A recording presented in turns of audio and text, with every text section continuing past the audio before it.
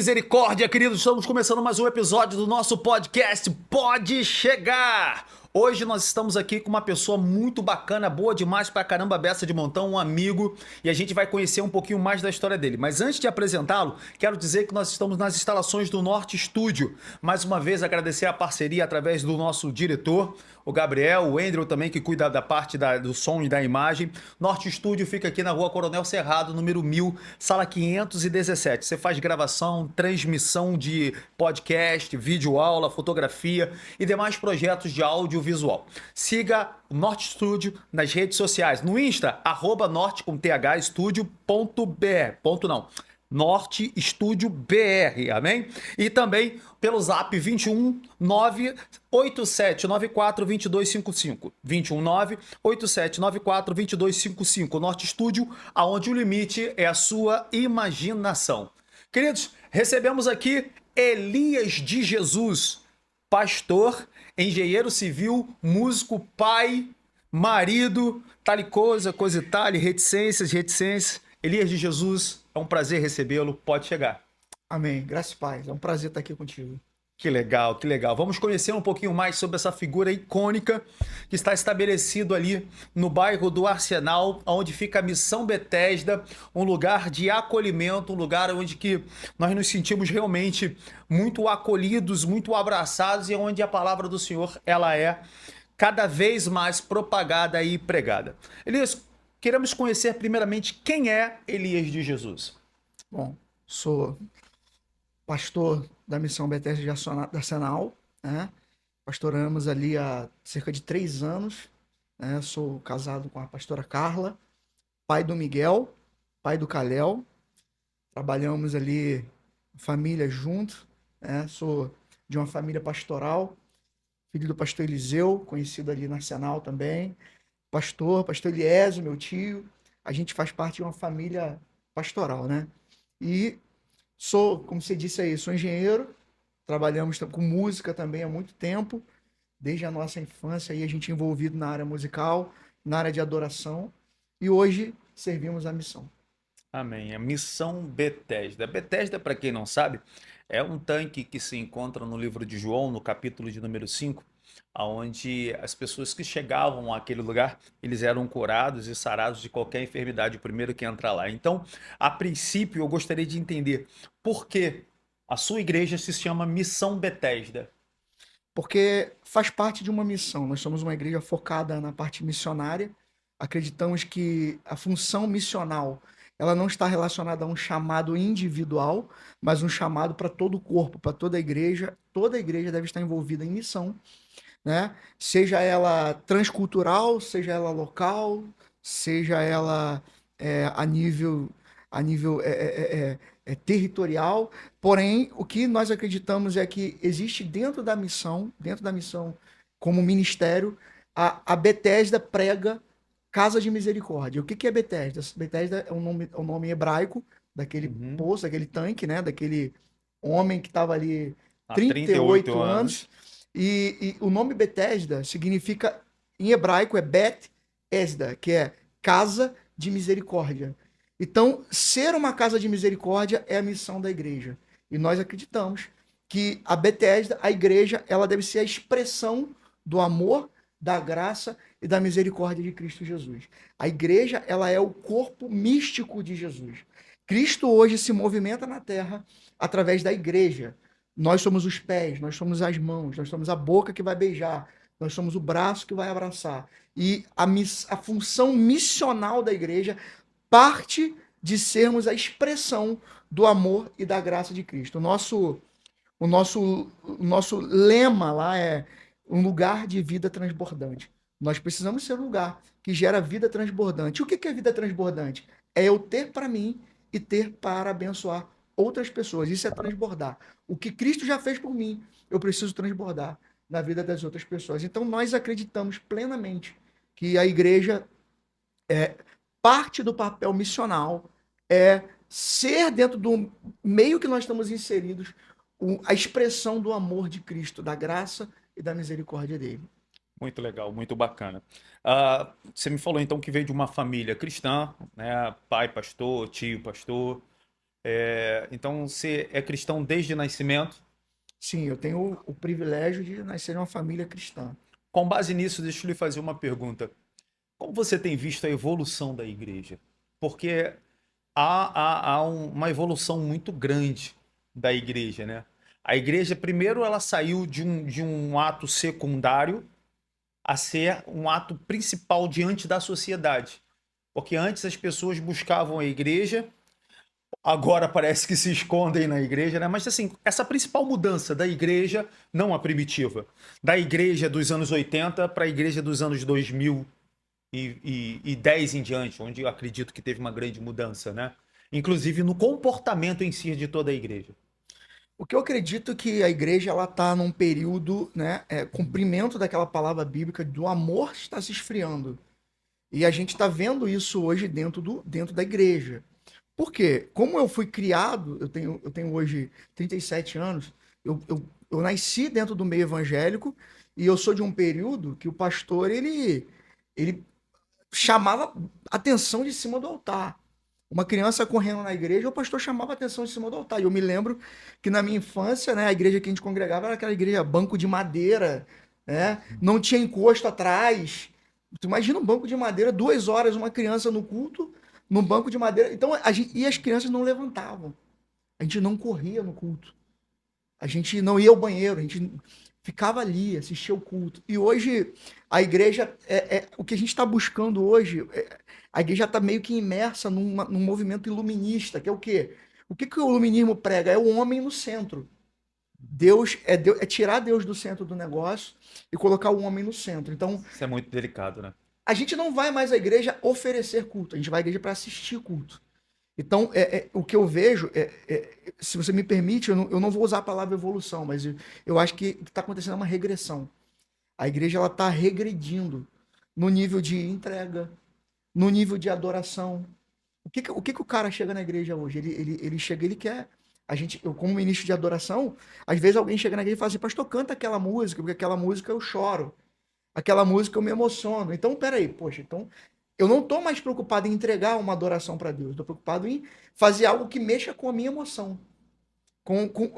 É um sentimento de consumismo, então a gente consome tudo. Antigamente a gente cantava, por exemplo, uma música Grupo Logos.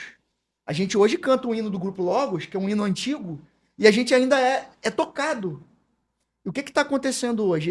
Esse comercialismo, esse consumismo, ele entrou até na adoração. Hoje a gente canta uma música um mês, daqui de um mês a gente enjoa dela. Porque a gente consumiu ela inteira. A gente está pregando. Saturou. A gente está pregando hoje o que foi escrito há 2000 anos pelos apóstolos.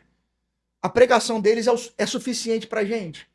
Tem que ser suficiente. Mas a gente já não acha mais suficiente. Porque a gente na nossa mente consumista, a gente já consumiu tudo que tinha ali. Então a gente começa a criar coisas. Acho que devido a isso, a gente enxerga hoje no evangelho, por causa do pseudo boom que deu o evangelho, essa explosão. Aí a gente observa coisas que são inimagináveis. É porque são pessoas tentando criar algo novo para gerar uma nova expectativa no seu seguidor, no caso, no seu adorador. Pessoas criam algo novo. Sim, porque a forma de ganhar almas para Jesus hoje mudou. Como que a pessoa vinha para Jesus década de 80, 90? O cara, ele estava imerso numa dor, num problema, numa dificuldade, e no fundo do poço ele encontrava Deus. E ali ele sofria uma verdadeira e uma real transformação. Hoje não. Hoje esse cara ele não é convertido, ele é convencido de que ele precisa de Deus. Então como que você convence esse cara? Ele chega na porta, você recepciona ele com uma balinha, um copo de café, você quase que pega ele no colo, você tem uma cadeira acolchoada, um ar-condicionado, uma luz perfeita, uma máquina de fumaça perfeita, um som no volume perfeito. Você gera toda uma atmosfera para a alma do cara, para a alma dele se sentir bem naquele ambiente, e você tem que tomar cuidado com o que você prega. Você tem que abandonar todo o seu comprometimento com a verdade bíblica, com a revelação do Espírito Santo, porque você não pode agredir aquele cara, né? Então, aquele cara, ele entrou ali, toda aquela atmosfera, ele é um bebê gigante. Ele é um bebê gospel gigante. Ele tá ali dentro, um bebê gospel gigante. Ele tem que ser carregado no colo o tempo inteiro. Ele tem que ser mimado o tempo inteiro. Ele tem que ser elogiado o tempo inteiro. E esse tipo de crente, ele não tá aberto a uma correção pastoral. Ele não tá aberto a um tratamento, tirar o carrapicho dele. Aquela ovelha rebelde que o pastor tem que quebrar a pata dela para ela. Esse cara, ele não tá. Esse cara, ele vai gerar um crente futuramente, um cara que vai estar desviado, revoltado com a igreja evangélica. Porque ele foi convertido da forma errada, ele foi discipulado da forma errada. E a gente está tentando fazer tudo para manter esse cara ali dentro da forma errada, dando mingau para ele, dando papinha de bebê para ele. Porque o dia que a gente der um alimento sólido para ele, uma palavra bruta, biblicamente, de verdade, esse cara vai embora dali. O dia que a gente começar a cantar uma adoração cristocêntrica, não é uma adoração que vai dizer Deus vai te abençoar, Deus vai abrir a porta, Deus vai te prosperar. Não, o dia que a gente parar de cantar isso e começar a cantar para ele, só Jesus é Deus. Ainda que eu sofra, eu vou continuar adorando a ele. Ainda que eu morra, eu vou continuar. A minha vida vai ser um sacrifício vivo. A gente não quer mais pregar isso. Se a gente pregar isso na igreja, as pessoas vão embora. Elas vão embora. A gente tem que pregar a porta aberta.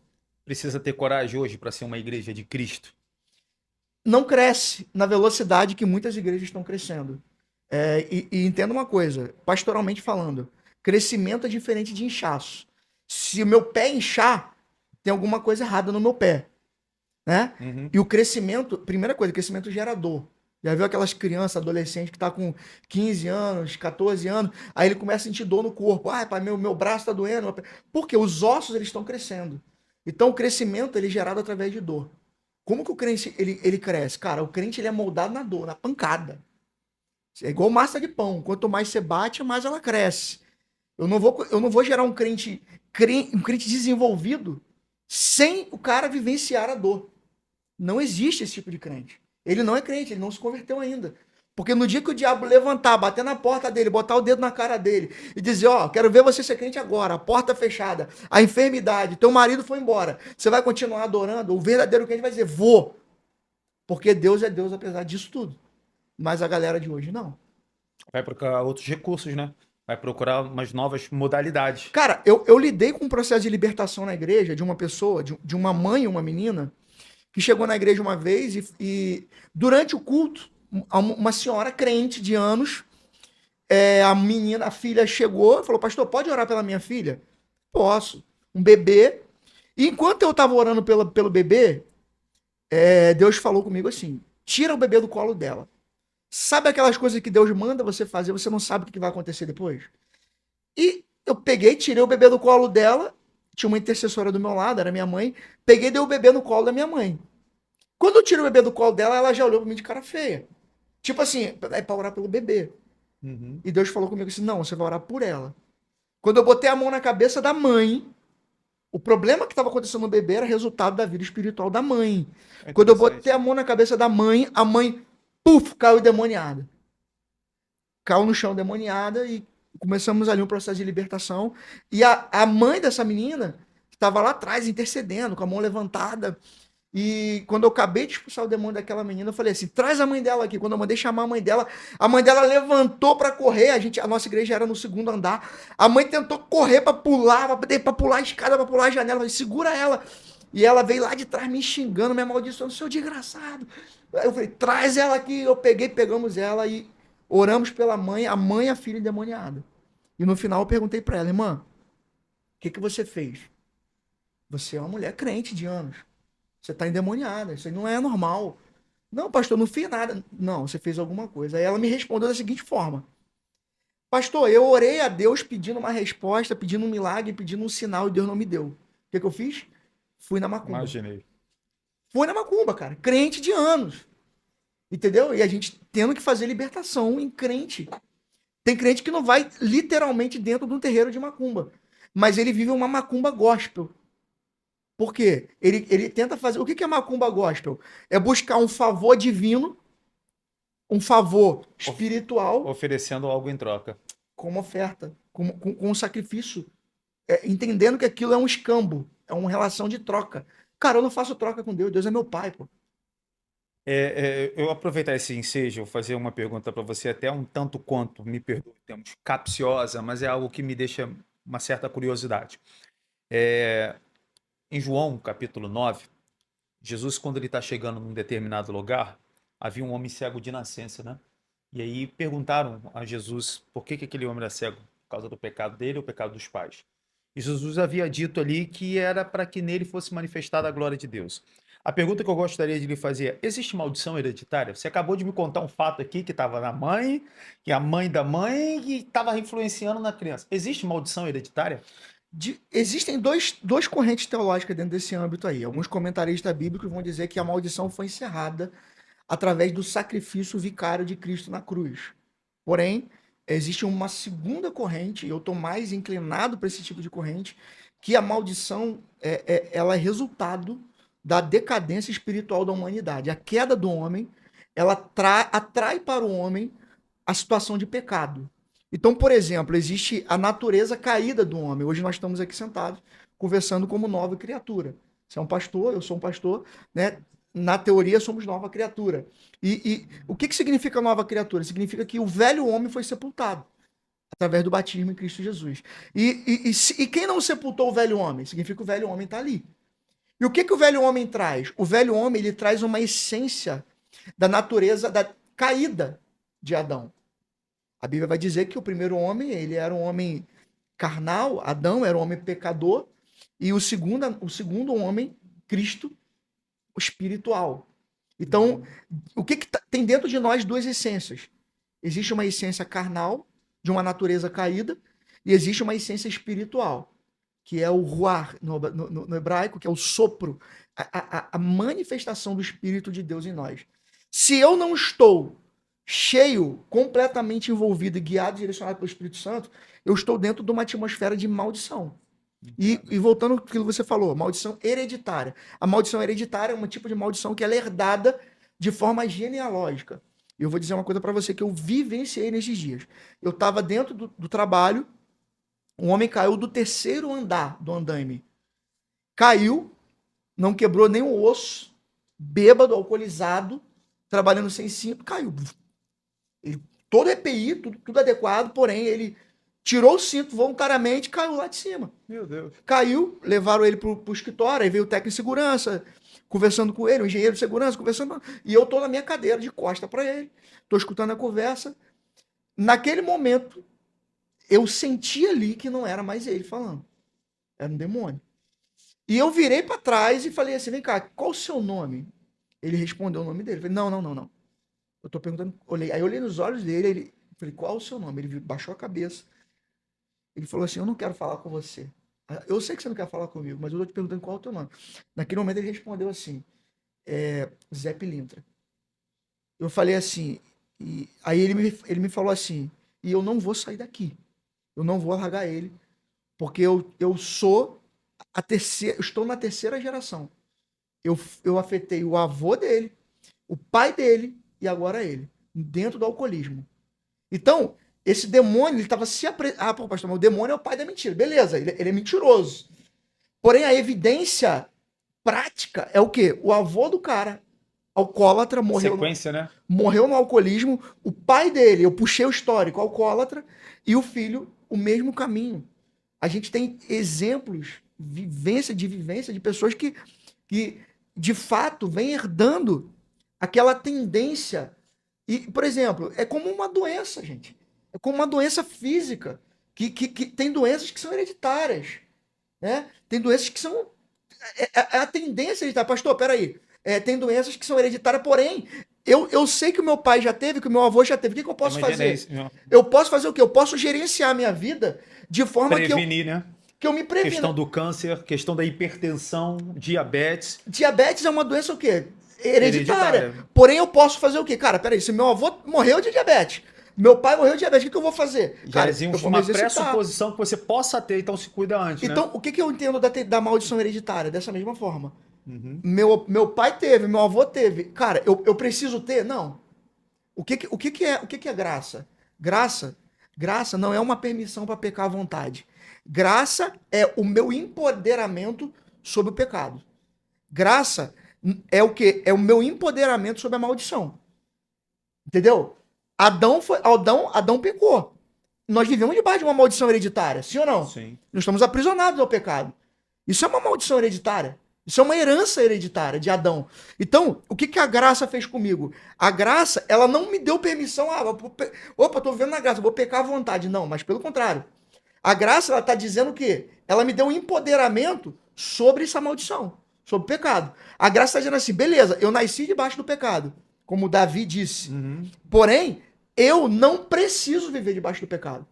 Eu estou empoderado através da graça, do perdão, da misericórdia e do sangue do Cordeiro de Deus.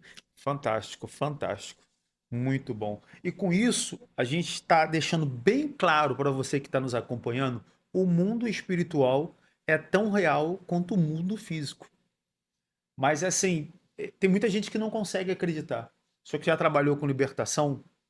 Fala um pouquinho para a gente sobre esse mundo espiritual. O quão real é esse mundo espiritual, Pastor Elias? Então, a base principal, a gente estuda a igreja de Éfeso, a carta de Efésios, porque a cidade de Éfeso era uma cidade dentro de um contexto espiritual de domínio territorial maligno. Por exemplo, Éfeso era uma cidade que havia o templo da deusa Diana. Diana era uma entidade, uma regência de demônios, adorada naquela cidade, que recebe o nome. A Diana, ela tem um nome, inclusive era chamada de Diana de Éfeso. Ali havia o templo, onde essa deusa, esse demônio era adorado, era entronizado. E o que Paulo, ele quando fala em Éfeso, capítulo 6, ele diz assim, ele fala sobre a armadura de Deus. Revestivos de toda a armadura de Deus. E o fato que ele diz, que ele fala assim, ó, porque a nossa luta não é contra a carne, não é contra o sangue, mas é contra principados e potestades, príncipes e dominadores nas regiões celestiais. Então, o que ele está dizendo? Paulo está dizendo assim, o meu inimigo, ele é espiritual, o meu campo de batalha é espiritual, as minhas armas ofensivas e defensivas são espirituais. Porque Paulo está dizendo, a minha luta não é contra a carne, está dizendo, não é contra a minha vizinha fofoqueira, não é contra aquela irmã que fez fofoca de mim na igreja, não. A minha luta não é contra o meu pastor, não é contra o meu líder de célula. A minha luta não é contra a carne e contra o sangue, mas é contra principados e potestades. Então Paulo está dizendo o quê? São seres espirituais, hostes da maldade. Eles estão nas regiões celestiais. Aí Paulo está dizendo assim, cara, vocês estão lutando. Para a igreja de Éfeso, o que Paulo está dizendo é o quê? Vocês estão lutando com as armas erradas, com a estratégia errada, contra o inimigo errado e no campo de batalha errado. O campo de batalha é o quê? O espírito. Por quê? Deus é espírito. João 4:21. Ele busca, o Pai é espírito, ele busca adoradores que o adoram em espírito e então, verdade. Tudo que vai ser gerado na minha vida vai ser através do espírito. Uma igreja que não é espiritual é uma igreja inoperante, ineficaz, ineficiente. Como é que é? Repete novamente, eu gostei dessa. Uma igreja que não é espiritual, ela é? Inoperante, ineficaz, ineficiente. O que é uma oração? O que é uma ação ineficiente? Quando eu começo a gerar eventos, agendas, de forma material e emocional, eu não estou sendo um crente espiritual. A palavra de Deus vai dizer que existe dois tipos de crente. Carnal, espiritual. E o espiritual discerne bem todas as coisas e ele por ninguém é discernido. O que está dizendo? Que o diabo, o inferno não consegue entender o código de movimentação de um crente espiritual. Ele não consegue entender, pô. Porque, apesar do diabo e os demônios serem seres espirituais, eles já estão desconectados da fonte principal do espírito. Quem governa plenamente no espírito é Deus, pô. Então, o diabo ele é um ser espiritual, maligno, mas ele está desconectado. A Bíblia, se você lê a Bíblia de forma material, ela é um livro lindo. Mas se você não lê a Bíblia com olhos espirituais, você não consegue captar o que a palavra tem para você. Você pode pregar 10 vezes o mesmo texto, em 10 lugares diferentes, todas as 10 vezes Deus vai falar de forma diferente, porque a Bíblia ela é plenamente espiritual. A letra ganha vida quando você começa a enxergar pela lupa do Espírito. Então, por exemplo, isso é tão tremendo, essa questão espiritual. Entenda uma coisa, existe uma frequência espiritual. Pedro, o mesmo Pedro que Jesus estava conversando com os discípulos, Jesus fala assim, vem cá, quem os homens dizem que eu sou? Aí os discípulos falam assim, vem cá, uns dizem que tu és Elias, outros dizem que tu és um profeta. Aí Jesus fala assim, não, beleza, quem está dizendo isso é quem não me conhece. quem não anda comigo, mas vocês comem comigo, andam comigo, já viram operar milagre. Quem vocês dizem que eu sou? Aí Pedro fala assim: Tu és o Cristo, o Filho do Deus vivo. Aí Jesus fala assim: Quem te revelou isso não foi carne, não foi sangue, mas senão meu Pai que está no céu. Pedro está dizendo, Jesus está dizendo o que para Pedro? Pedro, a frequência que você está conectado é a frequência correta. Você falou isso aí por uma frequência correta. Porém, momentos depois, o mesmo Pedro se desconecta da frequência de Deus e ele é conectado a uma outra frequência que não é o Espírito de Deus. Por quê? Quando Jesus começa a dizer assim, ó, eu vou morrer, eu vou ter que morrer, eu vou ter que subir na cruz, pá. Aí Pedro fala assim, não, tenha misericórdia de ti, Jesus. Pá, não faz isso, você não vai morrer. Aí já está conectado com as coisas deste mundo. Aí Jesus fala o que para Pedro? Jesus responde o quê? Para trás de mim, ou aparta-te de mim, maligno. Aí, peraí, Jesus está chamando Pedro de maligno? Não. Jesus está chamando Pedro de endemoniado? Não. Mas Jesus está dizendo para Pedro o seguinte: Jesus não está repreendendo Pedro. Jesus está repreendendo a fonte da frequência que Pedro estava conectado. O que Jesus está dizendo? Pedro agora está conectado com quem? Com o maligno. Quem tá falando isso para ele? O maligno. Peraí, pastor, mas você está me dizendo que o mesmo cara que algumas horas atrás ele estava conectado com o céu, agora ele está sofrendo influência do inferno? Sim. Eu costumo dizer lá na igreja que existe dois tipos de ação. É a linha muito tênue, é muito próximo uma coisa da outra. Eu costumo dizer lá na igreja, eu ensino isso, que existe duas fontes de manifestação demoníaca. Uma, endemoniado, ninho de passarinho. Endemoniado, não é endemoniado não, tá errado essa palavra. Endemoninhado, de ninho de demônio. Uma pessoa endemoniada, qual é a característica? Ela não tem o domínio da mente dela. Você já viu uma pessoa endemoniada? O cara cai no chão, você expulsa o demônio e não sabe nem como é que ele chegou ali. Ele tá 100% a mente dominada. E o segundo tipo que eu ensino lá na igreja é a pessoa endemonizada. O que é uma pessoa endemonizada? É uma pessoa que ela não está endemoniada, mas ela está agindo sob influência de demônio. E pasme o que eu vou te dizer. Todos nós já tivemos pelo menos uma vez endemonizados. Agindo sob influência de demônio. Sabe aquele dia que você saiu bem de casa? Chegou uma notícia ruim. Mudou o seu dia? É verdade. Você ficou o quê? Endemonizado. Sabe aquele dia que você chegou em casa, brigou com a mulher, bateu nos filhos, chutou o cachorro, e no final você falou, por que eu fiz isso? É verdade, faz todo sentido. Aí responde a tua pergunta sobre mundo espiritual. Porque tudo é influência, ou você influencia, o mundo espiritual é o seguinte, ou você influenciou, ou você é influenciado. Verdade. Show de bola. Querido, se você está acompanhando aqui mais um episódio do nosso podcast, pode chegar. Siga nossas redes sociais, tá ok? @pode com demudo chegar, _oficial é o nosso Insta e também é o endereço do nosso YouTube. Precisamos que você nos siga, precisando que você dá lá o seu like lá e para que a gente possa cada vez mais estar crescendo aí nas plataformas e trazer mais conteúdos para você. Inclusive eu te chamo para você fazer parte dessa família como patrocinador. Nós contamos com a sua ajuda para que nós possamos continuar pregando o evangelho. Lembrando que nós estamos gravando com toda a estrutura de audiovisual no Norte Studio, gravação e transmissão de podcast, pode ter certeza, é Norte Studio.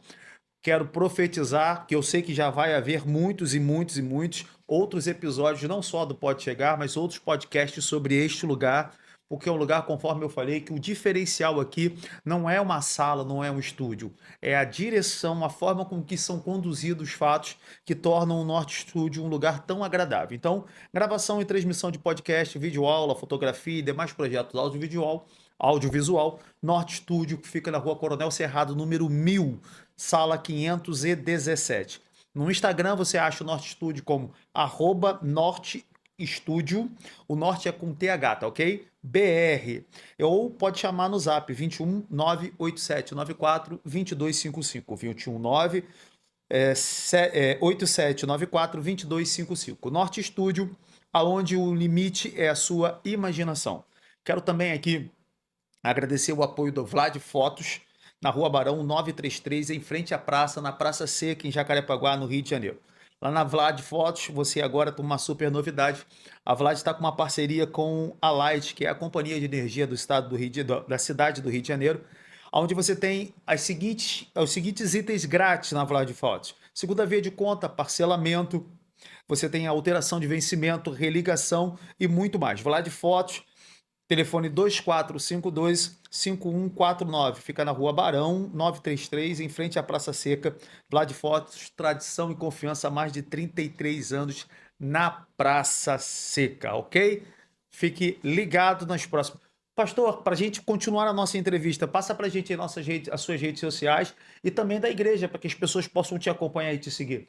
eliasjesus.pr, meu Instagram, né? A gente tem lá também o Instagram da igreja, Missão Bethesda Arsenal. Botou lá Missão Bethesda Arsenal, vai achar, vai vir de cara lá a nossa igreja. Acompanha lá. Temos um projeto muito legal que a pastora Carla, sua esposa, ela está de frente agora, é um projeto com mulheres, né? Eu gostaria de entrar um pouquinho nessa área, porque em todas as igrejas, a base da oração, a base da estrutura que mantém a igreja, geralmente é um grupo de irmãs que não larga o arado, né?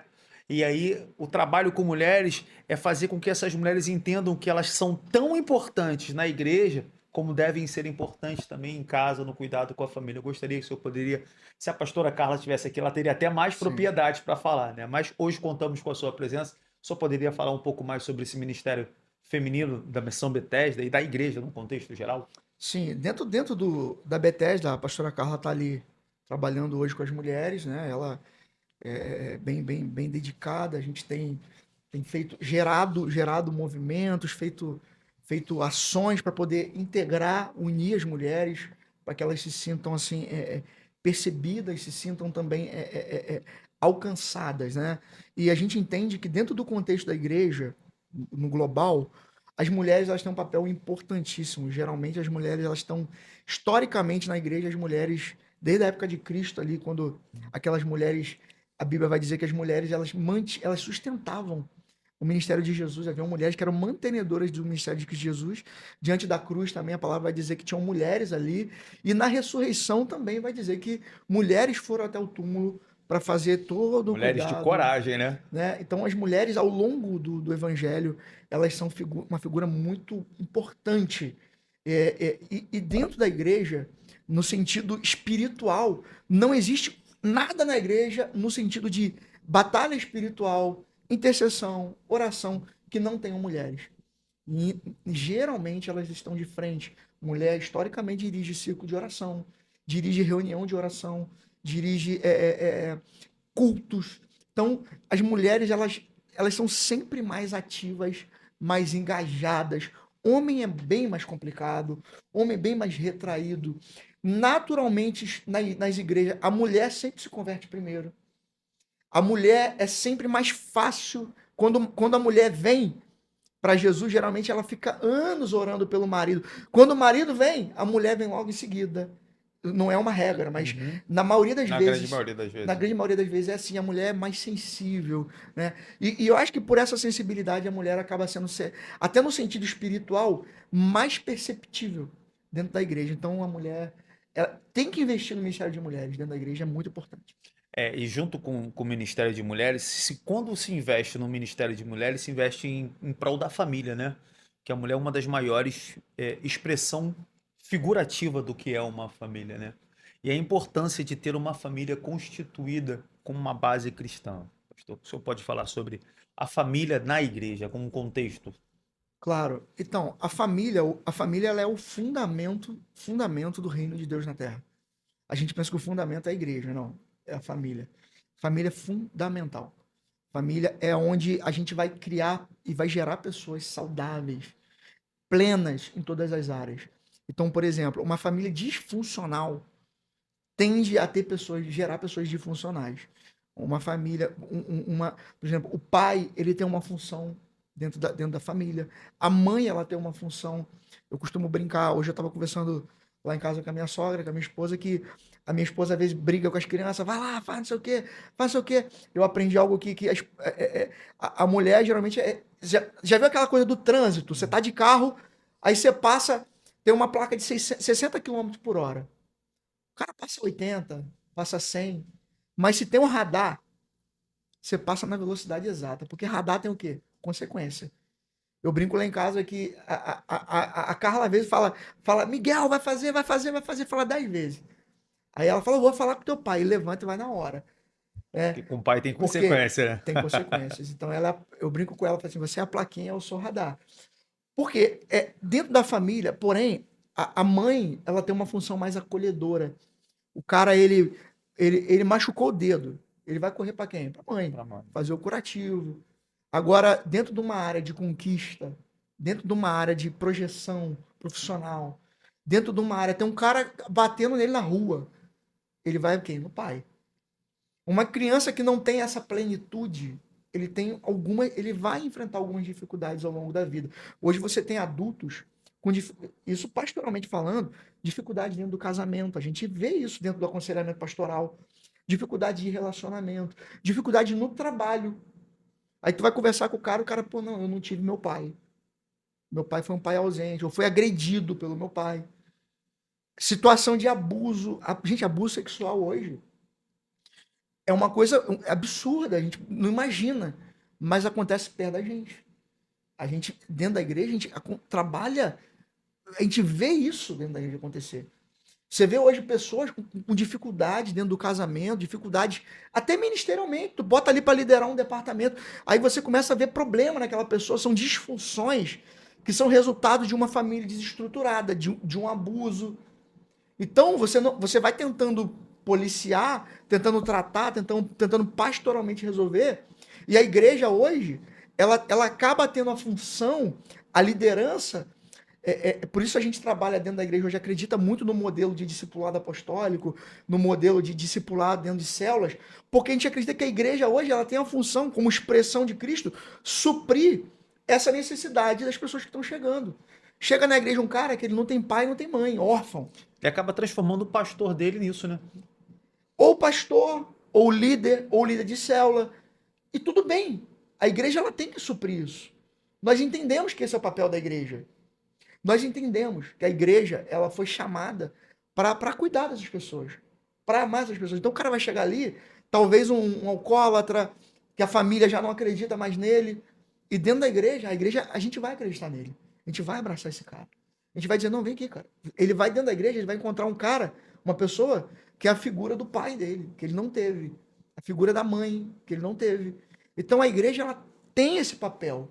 A igreja, diferente talvez de outras religiões, ela tem a capacidade. Por que a igreja transforma tanta gente? Porque um cara que chega ali, ele vê no pastor dele o pai dele. Isso aqui é o meu Verdade. pai, pô. Isso aqui, O ser humano precisa de um exemplo para seguir, né? a ponto dele ter uma referência, porque o ser humano, é como você falou, essa referência vai nortear a vida dele. Ele vai olhar alguém ali dentro dele e vai falar, pô, esse cara deu certo profissionalmente. Eu preciso seguir esse cara, porque talvez ele é filho de um cara alcoólatra, falido, quebrado. Então ele fala assim, pô, eu não conheço ninguém de referência que deu certo. Para me pegar pela mão e falar, o caminho é esse aqui. Dentro da igreja, ele precisa encontrar crentes curados, promissores, honrados, honestos e prósperos. Interessante. Eu acho que bacana, vou até fazer um paradoxo aqui entre a sua profissão de engenheiro civil e a estrutura da família. Como um engenheiro civil, você sabe que para se construir um prédio, para se construir qualquer tipo de estrutura, você precisa fundamentar bem as bases. Então, na família é a mesma coisa, né? Então, tudo isso que você falou, houve uma falha no fundamento, no início da família, né? A importância que é de se casar ciente do que está fazendo, para que depois que vier os filhos, a verdade, os filhos como é que eu posso dizer? Os filhos, na verdade, é o resultado final de uma construção que está no fundamento. Como é que é isso? Como é que é tratar a cabeça? Por exemplo, na sua igreja tem um grupo jovem muito interessante, né? Você tratar esse grupo jovem é preparar aquelas bases para que eles possam gerar famílias bem fundamentadas. Parte do princípio de seguinte, do namoro. O que a gente entende hoje como namoro, né? O namoro, ele é uma preparação, ele é um momento de decisão e escolha. Ele é um momento de tomada de decisão. E qual é o problema hoje do namoro, né? O que eu vejo muitos jovens hoje. É, o cara, ele namora, ele é tão apaixonado que ele não consegue ver defeitos, falhas, que ele vai encontrar isso dentro do casamento.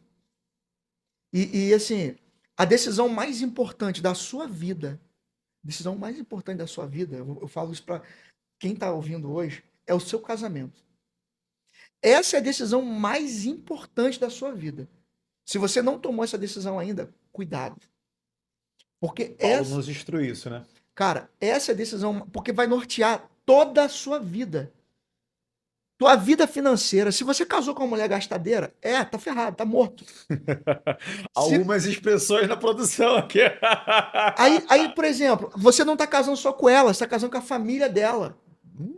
Verdade. Você vai ter que conviver, cara, porque os teus filhos, eles vão ser influenciados pelos avós maternos, paternos, os tios. Você vai... Tudo isso. E outra coisa, essa pessoa, ela está conectada ao propósito de Deus na tua vida. Eu tenho visto o crente hoje numa depressão espiritual terrível, porque o cônjuge hoje não está alinhado ministerialmente. Cara, beleza, você já casou, agora você vai ter que levar essa cruz até a morte. Literalmente um problema, uma cruz. Agora, tu vai sangrando até o final, mas vai chegar lá. Mas isso poderia ser muito mais leve. E não adianta pedir ajuda para Arimateia, que não tem Arimateia para carregar Não tua tem, cruz. porque- É tua. O que a Bíblia ensina? Cara, o meu fardo é leve E suave. e o meu jugo É é suave. suave. Jesus está falando isso. Então, pastor, por que o meu ministério é pesado? Porque o meu cônjuge não entende o meu chamado, não está alinhado ao meu ministério, não está alinhado ao meu chamado, não está na minha unção, não está na minha vibe espiritual. Meu irmão, você está correndo, voando. O cara está se arrastando. Você está voando, irmão. A nave, foguete já saiu. Aí parece que você chega lá e você vai ver uma cordinha e puxa você. Volta para a terra, filho. Porque aqui, ó, você esqueceu uma parte tua, metade tua ficou aqui. Então, E tem que voltar para buscar. Não pode não tem continuar como, voando não tem e largar como. essa Você metade lá. é uma cruz que você vai ter que levar. Então, por que eu tô falando para quem não é casado ainda que essa é a decisão mais importante da sua vida? Eu conheço pessoas hoje, pastorzão, que... Pastor, eu tive um chamado ministerial para missões. O cara dorme de noite, ele sonha com o país, ele sonha com a bandeira do país. Ele sonha, ele acorda de manhã, pastor, eu sonhei com a bandeira do país tal, não sei o que. Eu falei, querido, não, você era para estar lá. Pastor, mas e aí? Tu não vai mais. Porque não tem como, o cônjuge está em outra vibe, É verdade. está em outra visão. A Bíblia diz que o reino dividido ele não subsiste. Você, quando casa, você estabelece um reino. O reino da família naquele lar. Aí tu pensa, isso vai influenciar nos seus filhos, isso vai influenciar nos seus netos. Por isso eu digo que o casamento é a decisão mais importante da tua vida. Como eu falei, começa pelo namoro. O que está acontecendo hoje? O namoro hoje, cara, o cara tá tocando o seio da menina antes da hora. A menina tá tocando o cara antes da hora. Tá fazendo o que não devia, da forma que não devia, entrando onde não devia. Um namoro indevido, um namoro libertino, um namoro liberal, pastorzão. E esse cara, por conta desse namoro, ele vai pro casamento pensando assim, o meu casamento vai ser isso aqui. Não vai ser isso aí. Eu lamento te dizer. E as escolhas também estão sendo feitas com propósitos errados. Eu tive uma conversa com uma das minhas filhas e nessa conversa, né, e eu estava falando com ela, olha, você vai escolher e no dia que chegar o seu tempo, você precisa escolher não por aquilo que ele tem, não por aquilo que ele faz, mas pela essência que ele é. Qual é o propósito dele? Você quer o que em Deus? Você precisa andar com alguém que tenha a mesma visão em Deus que você. Porque as pessoas estão escolhendo agora, não, porque fulano tem carro, o fulano tem isso, a família... E aí você, na verdade, você está indo pelo propósito errado, né? Você está findando, tá fundando a sua família num propósito, como a gente estava falando, né? Com a areia da praia, né? No fundamento material. Assim, o teu relacionamento está fundamentado no relacionamento material. Se o diabo pode abalar aquilo que te sustenta, ele vai abalar você. É verdade. O que sustenta você? Você vai dizer, não, é Deus. O diabo pode abalar Deus? Não. Então ele não pode te abalar. Agora, o que fundamenta o teu casamento? O que fundamenta o meu casamento é o financeiro. Tu casou por causa do financeiro? Cara, o diabo vai brincar no teu casamento. Tu casou por causa do sexo? O diabo pode tocar no sexo também. Ele vai brincar com o teu casamento, pô. Agora, se você casou por causa de alinhamento de propósito, alinhamento de ideia, alinhamento de visão, alinhamento de chamado, meu amigo, não tem como dar errado. O diabo tenta entrar, ele não consegue entrar. É um casamento silencioso. Eu considero um casamento de sucesso um casamento silencioso. Por que é um casamento silencioso, pastor? O bobão não fica toda hora botando foto lá, fazendo não sei o quê, declaração de amor, mas é um casamento silencioso, tá bem, tá certo. Ele não precisa provar nada pra ninguém. Agora, o cara que tá lá na rede social, declaração de amor, fotinha, meu irmão, esses são os piores, está passando problemas difíceis. Vai por mim. Pastoralmente, pode perguntar a qualquer pastor que trabalha com aconselhamento pastoral, e ele vai ver o que o cara tá mostrando uma coisa que não é. A rede social é uma mentira. Na verdade, ele tá querendo viver. Aquele é o sonho. Aí tá, vou te perguntar, nestes casos, ou na sua vida, o que que é a expectativa, o que que é a realidade? Porque às vezes você. A gente tá falando de família, né? Graças a Deus o senhor tem uma família estruturada desde a base, não agora a sua família atual com a sua esposa e seus filhos, mas desde a sua você teve uma estrutura. O que que é expectativa e realidade? O camarada tem uma expectativa de que é o casamento, mas na hora que ele vai viver a realidade, ele vê que os fatos são completamente diferentes. Você pode nos explicar o que é expectativa e realidade? A expectativa é o final dos filmes da Disney, né? Eu não sei, o Shrek é da Disney? O Shrek. DreamWorld. Então, o único casamento da Disney, o único filme da Disney que mostra depois do casamento, você vai perceber isso. Por exemplo, a Branca de Neve não mostra depois do casamento, mostra só até o casamento, né? O único que mostra depois do casamento é o Shrek. E qual é o resultado? A mulher do cara vira um ogro. Né? Então é o único que mostra o que acontece depois do casamento. Tem gente olhando pro lado agora. Então a expectativa é o final, é um final da Disney. Mas a realidade é uma praça de guerra, onde a gente tem que alinhar os pensamentos, alinhar os planejamentos, né?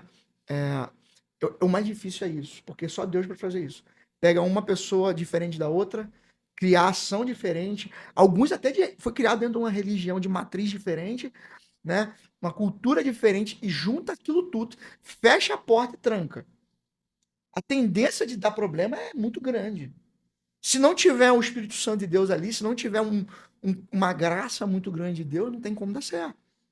Por isso que a gente vê hoje, o casamento, você vai, cara, tem tudo para dar certo. Por que não dá certo? Porque Deus não está. Deus não está. Então, o que eu entendo, eu acho que a expectativa é que dê certo, a expectativa é que só vai dar tudo bom. Mas a realidade casamento é viver, aprender a viver conflitos com unidade, cumplicidade e parceria. Eu e minha esposa, nós somos cúmplices. Então, acho que o casamento é cumplicidade. Nós somos cúmplices. Né? Não foi fácil chegar onde nós chegamos. Não foi fácil. Eu acho que o casal que fala assim, nós nunca brigamos, eu vou falar, vocês são mentirosos. Né? A gente não discute, não, então vocês não estão casados.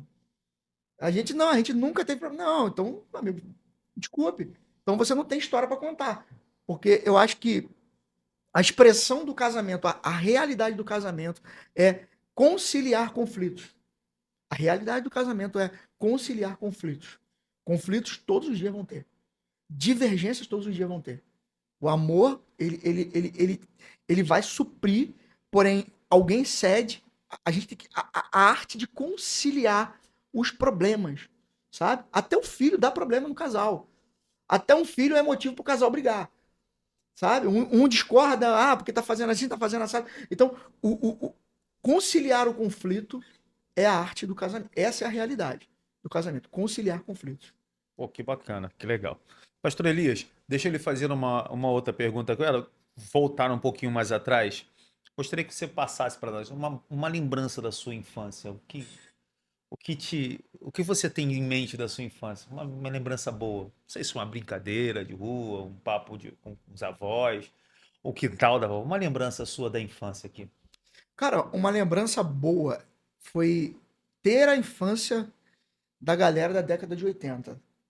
Se eu posso dizer isso, é poder ter infância. Que é você brincar na rua, que é você pular um muro, que é você cortar o pé, que é você pisar no caco de vidro, que é você dar a pedrada no telhado do vizinho, que é você ser mordido de cachorro, que é você não ser privado das experiências que vão moldar o teu caráter no futuro.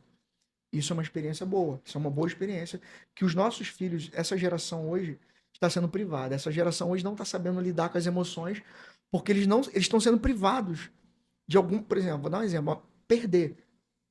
Eu lembro que há pouco tempo eu jogando videogame com meu filho, né, brincando, fazendo uma brincadeira com ele lá, eu vencia ele, e ele revoltado, chorou, saía chorando. Então, aí minha esposa, você tá brigando com o garoto? Eu falei, não, ele precisa aprender a É perder. verdade. Então isso a gente aprende aonde? Numa brincadeira de rua. Quando você vai com a bola de gude pra rua, vem um grandão, te dá um tapa na Ah, não cabeça, fala não, que eu toma a tenho... bola de gude. Então você vai aprendendo o quê?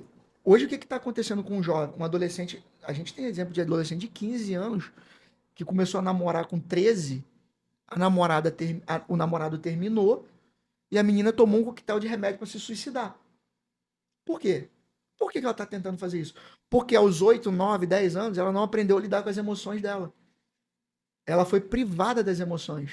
Então, quando que a criança ela começa a ter acesso às emoções? Através de uma simples brincadeira. Uma brincadeira de perder a pipa. O cara tá soltando pipa, vem um cara, corta a tua pipa. Ih, perdi minha pipa. Perdeu. E aí, aprende a perder.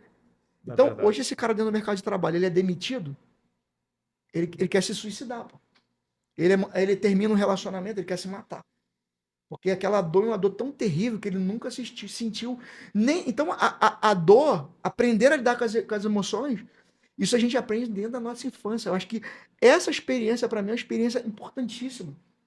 Dentro da infância, aprendendo, brincando. É interessante que os relatos que seu me passou da infância, e eu também estou no período que eu tinha isso, são relatos que hoje em dia realmente é impossível você imaginar. Se uma criança, por exemplo, quantas vezes o senhor deve ter arrancado o tampão do dedão jogando bola na rua descalço? Né? Uma criança hoje eu não posso imaginar, parece que ela vai morrer se ela sangrar na rua, se ela cortar. Eu vivia chorando, porque se tinha um negócio que eu era muito bom era na bola de gude. Eu era o camarada, meu irmão era ruim de me ganhar, mas eu era garoto. Então todas as vezes que eu ganhava, vinha um adulto, e na hora que na melhor do coisa gritava, eu rapa, e levava, eu chorava, porque eu ficava sem minhas bolinhas. Só que no dia seguinte eu ia e ganhava de novo. Ou seja, eu aprendi a lidar com isso. E hoje essa nova geração, ela não consegue, não me perdoa, né? Algumas pessoas vão falar, pastor, não tem uma micose na mão. Esses dias eu vi uma experiência agora, há 2 semanas. Não bota a mão na terra, né, no caso. Há 2 semanas eu vi uma experiência de duas pessoas que estavam assim, duas crianças brincando de pique-pega. Criança de 9, 8 anos, 7 anos. Brincadeira de pique-pega é uma brincadeira de velocidade, de movimento. Duas crianças correndo, se movendo. E uma criança veio, peguei. Só que correndo, em velocidade. Então, é como se estivesse olhando. A mãe viu, Achou que tava empurrando. tá empurrando, batendo no meu filho, veio e começou a agredir aquela outra criança verbalmente. A outra mãe veio, que tá vendo aí? E as duas mães começaram a brigar. E quase que saiu na pancada, na bolacha, as duas. Aí o que aconteceu? A mãe pegou o filho, levou pro psicólogo. Chegou no psicólogo. Cara, você imagina uma criança. Aí a mãe fala assim: aí, o que fizeram com meu filho? Bateram a criança. Começa a chorar. É Eu verdade. faria isso, né? A criança, subliminamente, ela foi induzida pela mãe a pensar que foi agredida. Mas não, elas estavam brincando. Então aquela criança foi pro psicólogo, a mãe ligou, eu vou mandar a conta, meu filho tá aqui no psicólogo chorando, eu vou mandar a conta pra você. Isso é uma criança de 8, 9 anos. Você imagina esse cara com 18 anos, ninguém suporta ele. Ninguém consegue ficar perto dele. Entendeu? Porque se você pisar no pé dele, ele vai querer te processar. Então, com base nisso que o senhor acabou de relatar aqui, provavelmente essas duas mães tiveram a infância. Correram, brincaram. O que houve com essa geração? O que houve com essa geração? Que as duas mães correram, brincaram, soltaram pipa com os pais e tal. E quando chega nos filhos, os filhos não estão tolhidos, não podem participar disso. E quando participam, você quer extrair. O que houve com essa geração? Aonde nós erramos? Quem errou? Quando uma geração erra, o erro foi da geração anterior. Então, o erro foi dos pais. E qual foi o erro dos pais? O principal erro. Dizer assim, vou dar para meu filho aquilo que eu nunca tive. Cara, essa frase resume o problema. Vou dar um exemplo. Chegamos em casa há poucos dias, aí o Miguel, meu filho mais velho, tem 11 anos, Miguel falou assim, mãe, não quer... a minha esposa é professora, cobrando pesado ele, negócio de escola, né? Cobrando pesado e ele... fiz uma turra lá com a mãe, não quero estudar mais, essa escola é chata, não sei o quê. Minha esposa falou assim: beleza, pô, você não quer estudar? Tudo bem. Você não precisa mais ir pra escola. Ela chegou em casa com uma caixa de bolinho. Uma caixa de bolinho. Falou: Miguel, a partir de hoje você não vai mais pra escola. Mas quem não estuda, trabalha. Então você vai vender bolinho.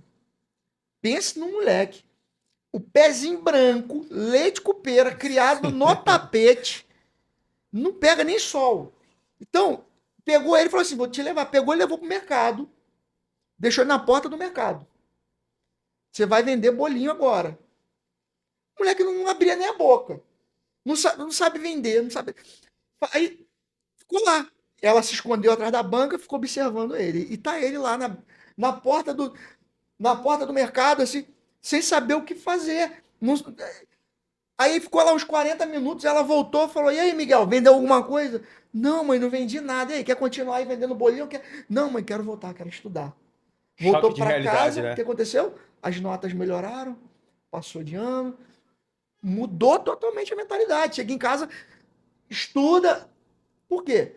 Quando eu tento dar para o meu filho aquilo que eu não tive, eu tô privando ele de algumas emoções e sensações. Por exemplo, eu tô privando ele do sentimento de conquista.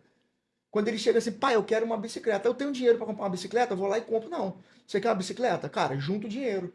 Pô, mas eu não trabalho. Beleza, limpa o quintal, limpa a sujeira do cachorro, bota o lixo para fora. Cada coisa que você fizer, a Carla fez uma lista lá em casa, colou na geladeira lá. Miguel, isso aqui que você faz, 50 centavos. Isso aqui, R$ 1. E vai dando para ele. Então, o que a gente está ensinando para ele? Meritocracia. Que O legal. que é a vida real? A vida real é meritocracia, filho. Você pode ser socialista com todo o direito que você quiser, mas a vida real, você só é promovido no seu trabalho se você for bom. Você só passa no concurso público se você for bom. Você só passa de ano se você for bom. A gente vai concorrer lá fora. Eu falo pra ele: cara, tu vai concorrer com o filho do médico, pô. Tu vai concorrer com um cara que tá estudando em escola boa. Então você tem que ser bom. Você tem que ser o melhor naquilo que você faz. A Bíblia ensina fazer com excelência. Isso é honra. Eu honro a Deus, eu glorifico a Deus. Não é só quando eu adoro ele na igreja, não. Eu glorifico a Deus quando eu sou um bom engenheiro no meu trabalho. Meu patrão fala assim: esse cara é diferenciado. Eu honro a Deus quando eu sou um motorista de aplicativo e eu sou o melhor no que eu faço. Eu recepciono as pessoas da melhor forma. Eu conduzo o veículo obedecendo à legislação de trânsito. Eu faço da melhor forma. Eu glorifico a Deus ali. Quando eu sou capaz de fazer isso, eu honro a Deus, eu glorifico a Deus com a minha vida. Então isso é reino, isso é ser crente, isso é ser cristão. Faz parte da essência do ser humano, né? A gente não pode deixar. Por exemplo, eu estou aqui, eu sou pastor. Sair daqui, nós vamos ali almoçar, eu vou deixar o pastor de lado, e agora eu sou só amigo. Não, a gente não pode deixar o ser crente ou ser imagem e semelhança de Cristo de lado para viver emoções. Se a gente pensar em deixar de lado, a gente já deixou de ser o cristão, né? Imagem e semelhança de Cristo, né? Sim, se a gente tentar viver, né, o sentido viver apenas para satisfazer as nossas emoções, isso chama-se hedonismo. Né? Hedonismo é o quê? É a busca pelo prazer. O prazer pelo prazer. Tudo que eu faço tem que gerar prazer? Não, nem tudo que você vai fazer vai gerar prazer. Cara, tu sente prazer em limpar um quintal? Só maluco que sente prazer em limpar um quintal. Sente prazer em lavar a louça? Ah, para com isso. Mas tem que fazer. Tem que ser feito. Né? Talvez você sinta prazer depois, quando você olha o quintal limpo, a pia. Caramba, o resultado é legal. Mas a gente não vive pela busca do prazer. Porque muitas das vezes o nosso prazer satisfaz só a nossa carne. Uhum. Bem. Bom, deixa eu passar para outra fase agora aqui, porque a gente já está já chegando já quase no término. Eu gostaria de saber agora do engenheiro civil, né? E depois a gente finaliza com o pastor, mandando um abraço pro pessoal lá também da igreja. Mas como é que é assim a vida do engenheiro civil? Em algumas ocasiões você tem que se ver longe da família. Até passou há pouco tempo, estava te acompanhando em Jundiaí. É, Falou para mim que foi para Curitiba. Como é que é assim? É a sua profissão? sim. Se é bom no que você faz, graças a Deus, executa. Mas você está longe da sua família, está longe do seu chamado, né? Como é que se sente quando você tá fora? Às vezes vai acontecer um evento na tua igreja e você não pode porque você está trabalhando. Como é que funciona isso? Mas é trabalho, né? Sim, hoje eu consegui conciliar, né, meu trabalho aqui no estado do Rio e consegui me conciliar aqui. Hoje eu estou local, mas eu trabalhei por cerca de um ano e pouquinho, fora em outro estado. A gente chama de obra de trecho, né? Que é obra de rodovia. Então, dentro da engenharia, tem vários segmentos. Existem segmentos que você pode trabalhar numa fábrica, fixo. Tem segmentos que você pode trabalhar com projeto, fixo também, trabalho em casa. E eu trabalhei por um tempo nesse segmento que eu tinha que viajar. Hoje eu trabalho aqui no estado do Rio, né? Eu tenho esse. Hoje eu consegui me adequar a isso, mas para mim é muito difícil trabalhar fora por conta da igreja, a família, né? Pesa muito, né? Esse tempo aí foi um tempo muito difícil para mim, com relação à igreja, com relação à família. Ministerialmente foi difícil. A igreja entrando numa nova fase, você querendo estar perto sem poder, né? Sim. E assim, Deus, foi Deus que me trouxe de volta, cara. Porque assim, eu tava numa boa empresa, um bom salário, e eu tava numa noite, uma madrugada lá, falando com Deus, e Deus falou comigo: acabou seu tempo aqui. E eu falei: Deus, como é que vai ser isso aqui? Acabou seu tempo. E eu pedi conta, meu patrão ficou louco comigo, cara, tu vai pedir conta? Eu vou pedir conta. Pedi conta, voltei para cá pro Rio, e Deus abriu uma outra porta para mim aqui. Tô agora full time aqui, mas Graças a é Deus, né? A gente assim. vai estar com o pastor Elias bem pertinho da gente. Gostaria que tu compartilhasse conosco uma história que nós estávamos conversando há muito tempo, muito não, uns 2 anos atrás, mais ou menos. Você estava contando que uma vez você estava fazendo um trabalho no hospital da Polícia Militar, aqui no bairro do Estácio, na Sim. cidade do Rio de Janeiro. E eu falei para você: pô, já estive lá nesse lugar, e realmente um ambiente pesado, né? Porque ali, por ser um hospital da polícia, a gente tem muitas pessoas, os feridos que estão ali, na maioria deles foi em combate, né? E aí, conta pra gente essa experiência. Você estava fazendo obra lá e ouvia as coisas, viam algumas coisas, né? Tem uma gruta muito ali, né? É, Muito interessante. Fala pra gente eu sobre essa. trabalhei ali como engenheiro de manutenção Hum. predial, né? Eu era responsável pelo setor de manutenção do hospital. E o que que a gente fazia, né? A gente entrou, é um ambiente muito pesado, o ambiente de militar, de polícia militar, é um ambiente bem pesado espiritualmente falando, né? Muitos estão vivendo hoje, pelo perigo, pelo risco que eles correm no dia a dia, é um ambiente de muita angústia e muita opressão espiritual. Então, é um lugar muito pesado espiritualmente. O hospital já é um lugar difícil, É. espiritualmente falando, e a gente ficou um tempo ali trabalhando, né? Trabalhamos ali, e dentro desse local, graças a Deus, assim, onde eu trabalho, eu tento, eu costumo dizer que eu não sou engenheiro, eu sou filho de Deus, estou disfarçado de engenheiro, estou trabalhando a serviço do reino. Então a gente começou a fazer culto ali, eu conversei com a pessoa que era responsável ali, ela nos autorizou a fazer culto, e a partir do momento que a gente começou a fazer culto, cara, começou um desarranjo espiritual no lugar, porque havia, assim, uma estrutura maligna implantada. Então, quando a gente começa a mexer no mundo espiritual, começa a ter resultado, começa a ter uma movimentação espiritual.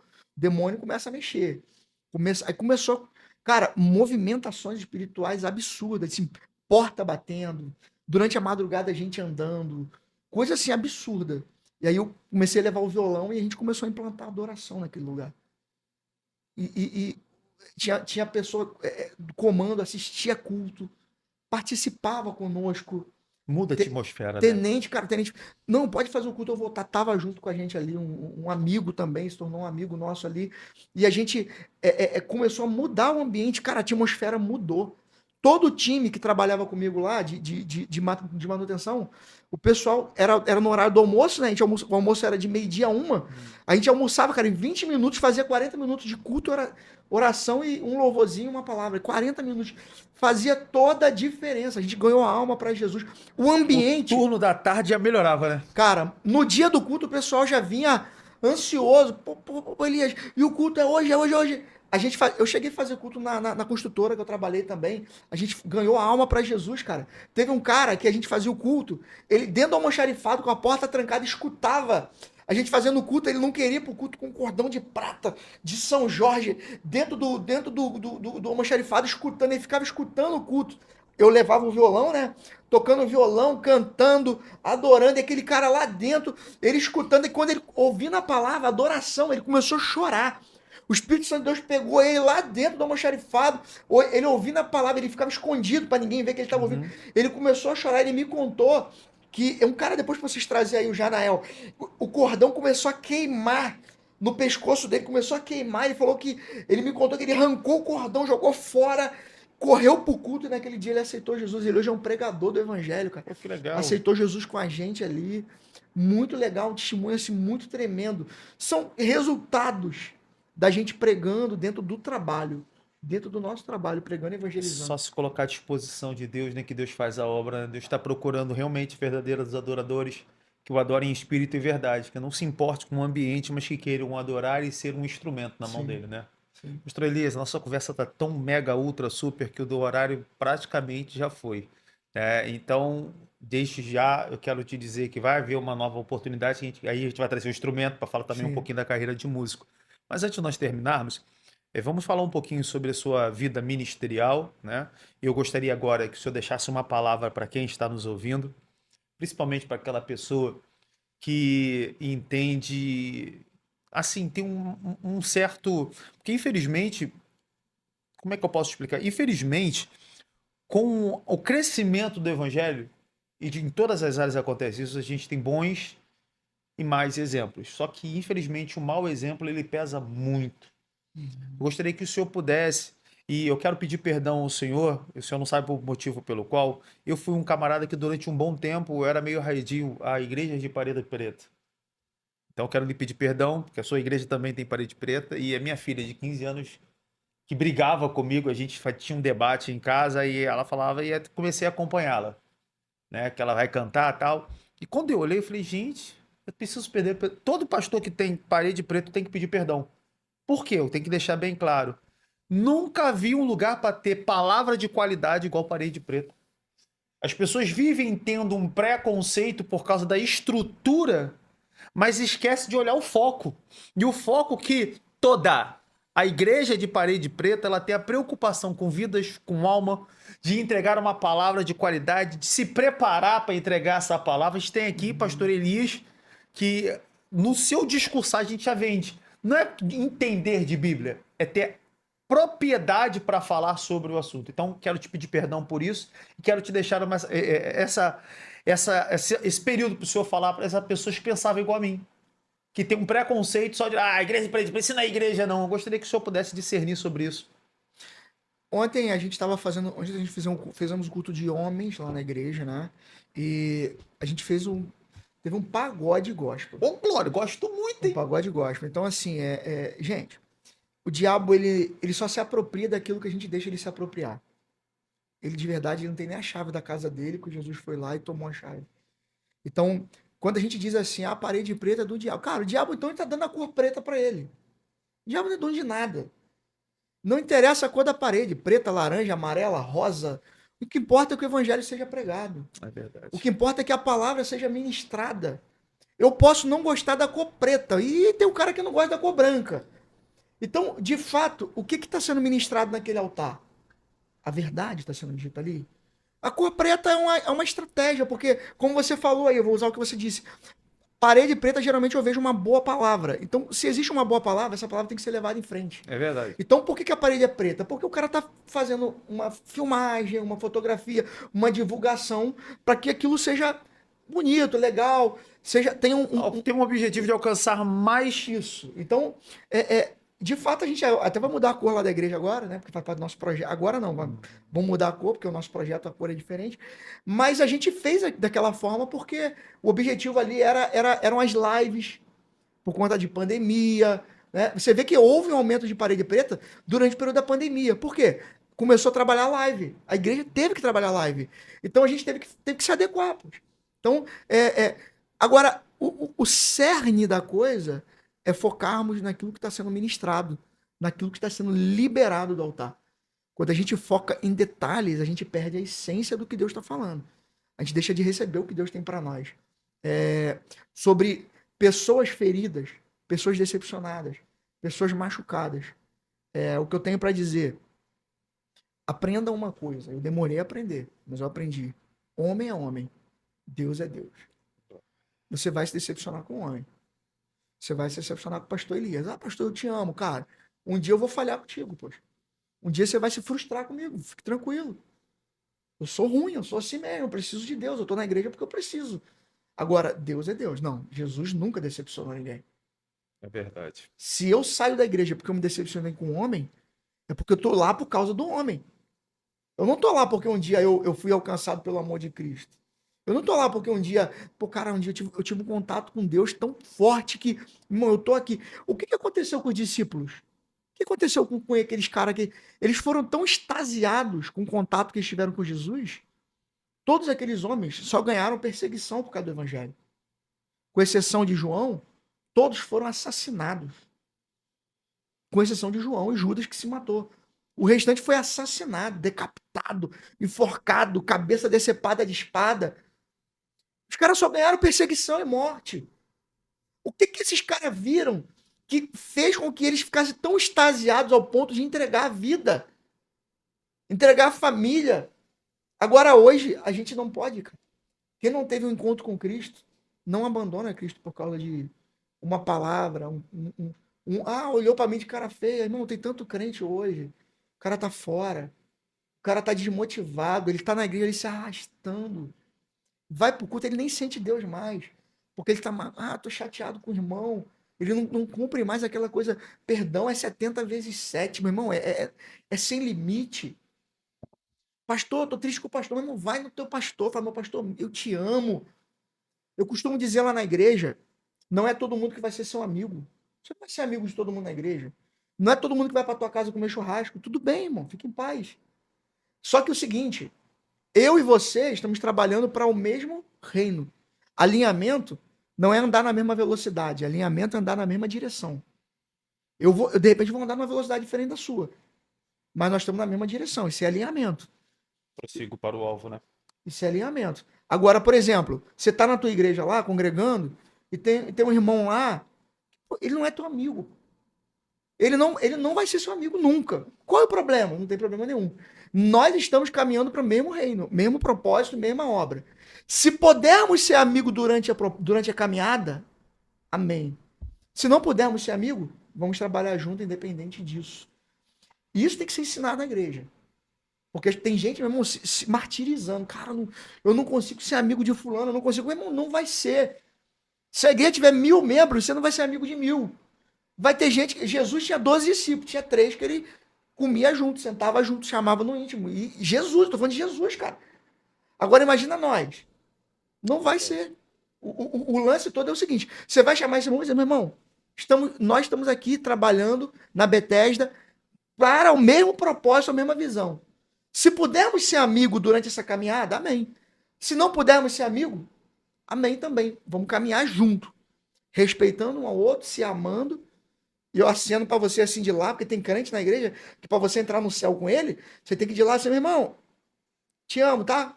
Beijão. Se você chegar perto dele, você se machuca. É verdade. Então, isso, a gente tem que aprender a lidar com isso. Ah, pastor, mas então não, irmão, vamos jogar limpo. A gente precisa entender que a igreja é assim. Paulo, teve gente que ele falou, cara, vai para lá e eu para cá. Não foi assim? Silas. Tu vai para lá e eu vou para cá. Porque se a gente ficar junto aqui, ó, Vai estar conflito. vai sair faísca. Então, irmão, vamos viver o evangelho com leveza. Não vamos ser pesados, botar peso sobre os outros que não dá para carregar. Legal. Bom, chegamos ao final de mais um episódio. Eu vou fazer aqui a leitura de alguns do patrocínio aqui. E vamos terminar com um recado do pastor Elias para todos que estamos acompanhando agora. Bom, Vlad Fotos, Rua Barão, número 933, em frente à praça, na Praça Seca, em Jacarepaguá, no Rio de Janeiro. A novidade da Vlad Fotos, queridos, é a parceria com a Light, que é a companhia de energia do Rio de Janeiro. Agora você vai encontrar grátis na Vlad Fotos, segunda via da conta, parcelamento, alteração de vencimento, religação e muito mais. Vlad Fotos fica na Rua Barão, 933, bem no centro da Praça Seca. O telefone é 2452-5149. 2452-5149. Vlad Fotos, tradição e confiança há 33 anos no coração da Praça Seca. Quero falar contigo que está nos acompanhando. Precisamos da sua ajuda para continuarmos com esse projeto. Seja um patrocinador desse projeto. Vamos deixar aqui embaixo do nosso vídeo aqui também a chave Pix para que você possa fazer um Pix aí. E faça um contato conosco através do seu direct para que nós venhamos a chegar a um patrocínio interessante que seja bom para ambos os lados, tá bom? Contamos também com a ajuda e o apoio do Norte Studio, esse estúdio maravilhoso no qual nós estamos executando essa obra, fazendo esse podcast. Norte Studio, ele é especialista para produtos gravação, transmissão de podcast, videoaula, fotografia e demais projetos de audiovisual. Inclusive, ó, o pastor Elias está aqui ao meu lado, é mais um que se encantou por essa estrutura e brevemente você vai ver um certo conteúdo bacana do pastor Elias gravado aqui na Norte Studio. Fica na Rua Coronel Cerrado, número 1000, sala 517. Siga também o Norte Studio no Instagram, @norte com TH, Estúdio BR, ok? O telefone para que você faça contato ou mande um zap, 98794 2255, 21 98 794 2255. Norte Studio, onde o limite é a sua imaginação. Queridos, muito obrigado pela sua presença, pastor Elias Jesus, da Missão Betesda, no bairro do Arsenal, na cidade do Jockey. Considerações finais, pode mandar um recado para quem o senhor quiser. Uma palavra, me perdoa, sucinta, né, por causa do tempo, mas uma palavra para aqueles que estão nos acompanhando. Amém. Queria agradecer, né, a oportunidade, queria agradecer por poder estar aqui com você hoje conversando, muito bom. E o recado que eu tenho para as pessoas que estão nos ouvindo, nós estamos ali na Missão Betesda de Arsenal, na rua Julieta Valo Serrano, ali, descidinho ali perto do Porto GNV. Se você precisar de uma ajuda, precisar de um socorro, estamos ali. Somos uma igreja familiar, uma igreja que ama pessoas, uma igreja que quer estar sendo bênção para a sua vida. Deixa os canais das redes sociais da igreja para que a pessoa possa acompanhar o culto também online, que vocês transmitem ao vivo também, né? Algumas vezes a gente faz ao vivo, algumas vezes a gente faz live.